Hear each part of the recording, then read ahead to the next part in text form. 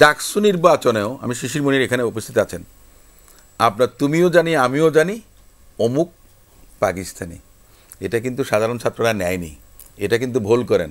জুলাই সনদ বাস্তবায়নে বিএনপির অবস্থানটা বারবার পরিষ্কার করা হয়েছে, তারপরও এই যে মৌলিক সংস্কারের ব্যাপারে আপনারা ক্ষমতায় গেলে যে কাজগুলো করবেন, এইটা নিয়ে তো জনগণের মধ্যে একটা সংশয় রয়েছে যে আসলেই আপনারা করবেন কিনা।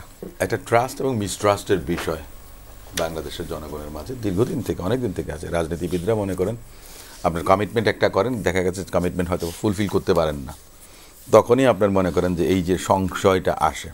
কারণ আপনি বললেন যে বিএনপি যদি ক্ষমতায় আসে, আমরা তো এখনও জানি না, জনগণ তো তাদের ম্যান্ডেটটা দেবে যখন নির্বাচন হবে তখন। একটা জিনিস প্রিজাম্পশন যেটা আছে যে ঠিক আছে, বড় একটা রাজনৈতিক দল হিসেবে বিএনপির মনে করেন যে আপনার রাষ্ট্র ক্ষমতায় যাবার সুযোগ বা দেশ সেবার সুযোগ আছে। আপনার যদি এই বিশ্বাসটা না থাকে, ঠিক আছে, জুলাই সনদে আমি একটা মনে করি যে আমি হলে সাজেশনটা দিতাম, যা বলে সব মেনে নেন, সিগনেচার করে দেন, ইয়েস রাইট ওকে ফাইন, শেষ। তাহলে যেটা হতো সেটা হতো ভণ্ডামি। কারণটা কি আপনি জানেন না যে পরবর্তী পার্লামেন্ট যেটা আসবে সেটা মনে করেন যে আপনার এই র্যাটিফাই করবে কি না, এটাও একটা বিষয়, আপনাকে ট্রাস্ট রাখতে হবে। আমরা তো জুলাই আগস্ট 2024-এর পরে বাংলাদেশের রাষ্ট্রের যে একটা পরিবর্তন হয়ে গেছে, এটার থেকে মনে করেন যে আমি মনে করি যে সবার জন্য শিক্ষণীয় অনেক কিছু আছে। আপনি চাইলেই সব কিছু করতে পারবেন, আমার কাছে এমনটা মনে হয় না।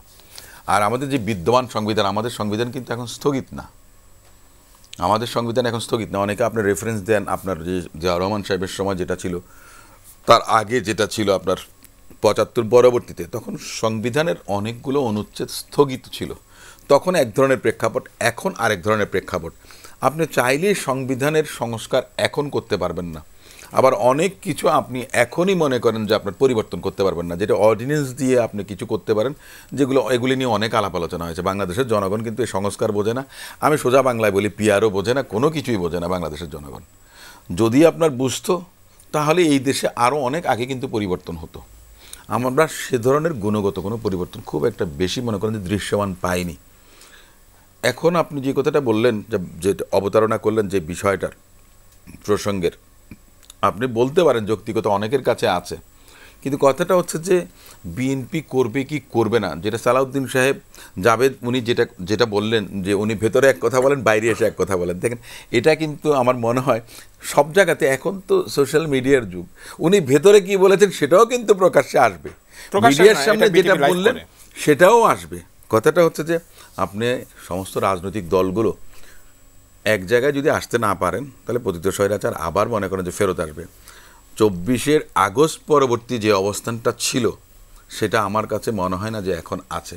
সবাই যার যার মানে তোর সারা তুই সার মোর সারা ঈশ্বর একটা অবস্থা হয়ে গেছে এখন এরকম, যে কে আপনার মনে করেন যে ক্ষমতায় যাবেন, বা এনসিপির পক্ষ থেকে আজকে বলা হয়েছে যে 150 আসন পাবে বা এ ধরনের বক্তব্য। দেখেন এটাও কিন্তু এক ধরনের ট্যাগিংয়ের রাজনীতি কিন্তু বাংলাদেশে বহু আগে প্রত্যাখ্যাত। ট্যাগিংয়ের কারণে যে রাজাকারের নাতিপুতি, রাজাকারের বাচ্চারা, সাবেক যে প্রধানমন্ত্রী ছিলেন স্বৈরাচারের, তিনি এই কথাটা বলেছিলেন, তখন কিন্তু সমগ্র বাংলাদেশের জনগণ ফুঁসে উঠেছিল। ডাকসু নির্বাচনেও আমি শিশির মনির এখানে উপস্থিত আছেন, আপনার তুমিও জানি আমিও জানি অমুক পাকিস্তানি, এটা কিন্তু সাধারণ ছাত্ররা নেয়নি, এটা কিন্তু ভুল করেন। এই 150 আসন আমি পাবো, তাহলে আমাকে বলেন আপনি এনসিপি তো পরবর্তীতে হয়েছে রাজনৈতিক দলটা, তার আগে তো মনে করেন বৈষম্য বিরোধী ছাত্ররা মনে করেন আপনার সমস্ত কিছুর আমি বলবো যে নেতৃত্বটা দিয়েছেন, সবাইকে কিন্তু একটা প্ল্যাটফর্মে এনেছেন, সরকার বিরোধী আন্দোলন গড়ে তুলেছেন এবং সেটার সাফল্য আমরা অর্জন করেছি। কিন্তু তাহলে সেই সাফল্য কেন এনসিপি হবার পর আমরা তার প্রতিফলন তো ডাকসুতে দেখিনি, কেন আমরা দেখলাম না? তো তাহলে আপনি এই যে বলেন যে আমি 150 আসন পাবো, কিংবা জামাত বলবে আমি ক্ষমতায় যাব, কিংবা বিএনপি বলবে ক্ষমতায় যাব, আমার আন্দোলনের প্রতিফলন যেমন দেখা যায়নি, বিএনপি 17 বছর আন্দোলন করেছে, সেই প্রতিফলনও কিন্তু ডাকসুতে দেখা যায়নি। আমি আপনাকে একটা কথা বলি, সেটা কেন আপনি দেখতে পারেননি? 15 বছর একটা ছাত্র সংগঠন হলে থাকা দূরের কথা, বিশ্ববিদ্যালয়ে ক্লাস করতে পারেনি, পরীক্ষা দিতে পারেনি, পালিয়ে পালিয়ে বেরিয়েছে। ছাত্র দলের কয়েকজন সভাপতি গেছে যাদেরকে রক্তাক্ত করা হয়েছে আক্রমণ করে। ছাত্র সংগঠনের প্রধান, ছাত্র দলের প্রেসিডেন্ট সেক্রেটারিকে কখনো, কিংবা আমি এর আগে আমাদের সময় যখন বিএনপি রাষ্ট্র ক্ষমতায় ছিল তখনও কিন্তু এ ধরনের ঘটনা ঘটেনি। সেরকম একটা প্রতিকূল পরিবেশে তারা তাদের রাজনৈতিক যে কর্মকাণ্ড সেটা তারা পরিচালিত করতে পারেনি। Out of sight out of mind বলে একটা কথা আছে। বিশ্ববিদ্যালয়ের ছাত্রছাত্রীরা আপনার কতটুকু পলিটিক্যালি কনসাস, এটা নিয়ে আমার কিন্তু নিজের কাছে এখন একটা প্রশ্ন জাগে। সে জায়গাতে ছাত্র শিবির, এখন ছাত্র জামায়াত তারা বলছেন যে অমুক আমাদের ছেলে, অমুক আমাদের ছেলে, মানে তারা ছাত্র লীগের অন্তরালে থেকে রাজনীতিটা করেছে। অব্যবহিত পর জুলাই 24-এর পর, আগস্ট 24-এর পর ছাত্র শিবির আপনার বলেছিল, দাবি তুলেছিল যে বিশ্ববিদ্যালয়ে কোনো ছাত্র রাজনীতি থাকবে না বা এ ধরনের কথা, যার কারণে মনে করেন যে কেউ রাজনৈতিকভাবে সম্পৃক্ততা দেখাতে পারেনি বা করেনি।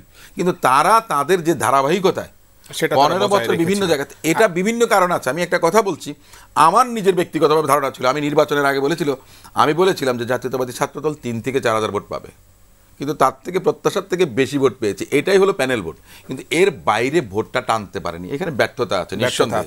ওই যে বলেছিলাম যে আপনি ট্যাগিং যদি দেন, এটাকে মানুষ কিন্তু একসেপ্ট করে না।